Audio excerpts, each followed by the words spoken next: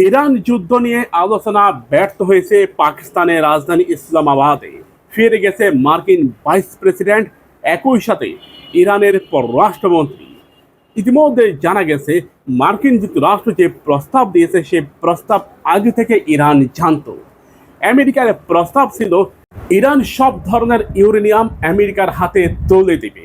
এই প্রস্তাব ইরান সরাসরি প্রত্যাখ্যান করেছে। আমেরিকা আরও একটি প্রস্তাব দিয়েছে, ইরানের যেই মিসাইল কারখানা রয়েছে এটা ইরান একেবারে বন্ধ করে দিবে এবং মার্কিন যুক্তরাষ্ট্র থেকে একদল বিশেষজ্ঞ ইরানের এই মিসাইল তৈরির কারখানা পরিদর্শন করে এগুলোকে একেবারে বাজেয়াপ্ত করবে। আমেরিকার এই দুটি শর্তকে তাৎক্ষণিকভাবে প্রত্যাখ্যান করেছে ইরানের ঊর্ধ্বতন সামরিক কর্মকর্তা ও ইরানের পররাষ্ট্রমন্ত্রী।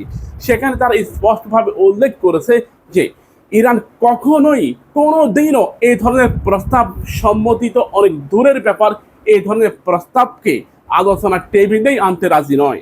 তার মানে যুদ্ধটা আবারও পুরোদমে শুরু হবে। আমেরিকা মিডিয়ার সামনে যে বক্তব্য দিয়েছে, ইসলামাবাদে আলোচনার টেবিলে তার বিপরীতমুখী আলোচনা নিয়ে তারা এখানে বসেছে।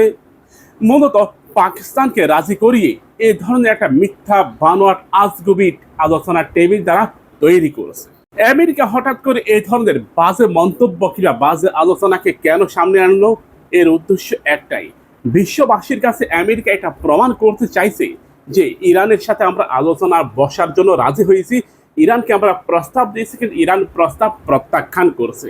এই বিষয়ে রাশিয়ার ঊর্ধ্বতন সামরিক কর্মকর্তারাও জানিয়েছে মার্কিন যুক্তরাষ্ট্র যে প্রস্তাব দিয়েছে তা ইরানের অস্তিত্বকে একেবারে বিলীন করে দেওয়ার মতন।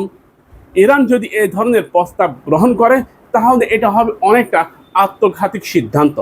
ইতিমধ্যে চাইনিজ গভর্নমেন্ট ইরানের উদ্দেশ্যে প্রায় 1000টি মিসাইল পাঠিয়েছে, যার রেঞ্জ কমপক্ষে 6000 কিলোমিটার, অর্থাৎ ইরান থেকে প্রায় ইউরোপ পর্যন্ত হিট করার মতো।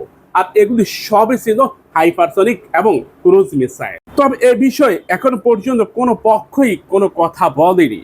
এগুলো থার্ড পার্টি থেকে সংগ্রহীত খবর, যা আমরা বিভিন্ন গণমাধ্যমে পেয়েছি এবং গণমাধ্যমের তথ্য অনুযায়ী আমরা আপনাদেরকে জানাচ্ছি। প্রিয় ভাইরা, আন্তর্জাতিক খবরগুলো প্রথমে থার্ড পার্টি থেকেই লিক হয়, পরবর্তীতে বড় বড় রাষ্ট্রগুলো পররাষ্ট্রমন্ত্রী, প্রতিরক্ষা মন্ত্রী এই খবরের উপর বক্তব্য প্রদান করে। প্রিয় ভাইরা, ইরান যুদ্ধ আরো দীর্ঘমেয়াদী হবে। কাতারের আকাশে আমেরিকার B-52 বোমার বিমান হঠাৎ কেন?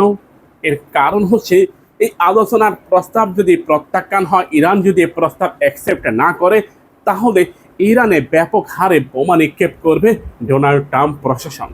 ডোনাল্ড ট্রাম্প এখানে একটা কৌশল নিয়েছে। মূলত তার এই কৌশলটা একটাই ছিল, ইরানকে বিভ্রান্ত করা।